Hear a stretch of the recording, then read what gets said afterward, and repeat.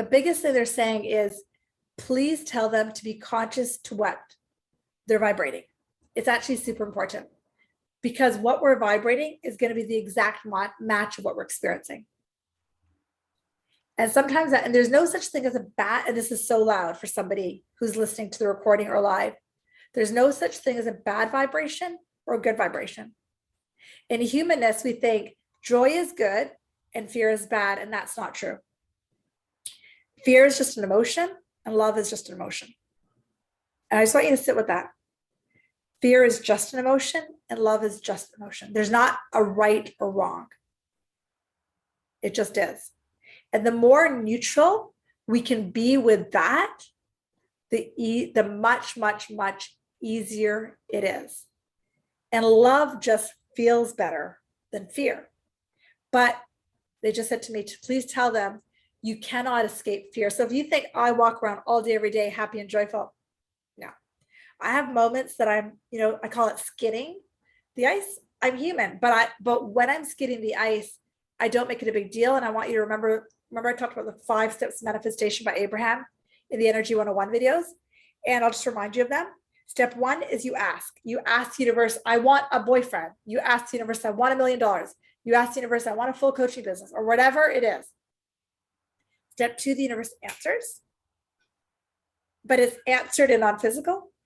Step 3 is you have to get comfortable with allowing, which means relax, chill out, be present, chill, breathe, sit outside, get some sun, breathe.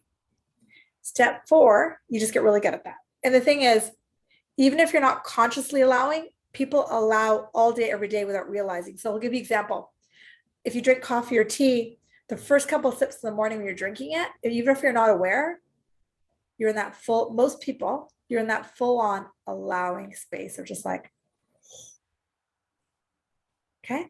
So even if you're not aware of any universal laws, you're not aware of the Abraham work, people allow all day, every day, even without awareness. Okay. Now that's step 3. And step 4 is you're consciously allowing and getting good at it. It just becomes your natural way of being. It's like, okay, I'm just going to allow, but it becomes more natural. Now, step 5, this is what I'm speaking to. When contrast occurs, you realize it's not a big deal. You're like, okay. And that's more of a master skill. So when I say to you guys, of course I wobble. A lot of times when I wobble, I'm like, okay, this is contrast, not a big deal. And I know clarity is right around the corner, because I've had too many experiences that as soon as I hit ice skating of contrast, I'm like, oh, on the other side is tremendous clarity. And that is a muscle or a tool in your head that you need to remember. And I work with clients all the time about relationship stuff and this and that and the other thing. And what I always am telling people is that it's never ending growth, because manifestation is not necessarily about getting that husband or getting that $1 million check. It's about the process and the growth and the journey along the way. Because if you woke up one day and got everything you wanted, then what's the point of life? The point of life is to evolve our soul and to never stop growing.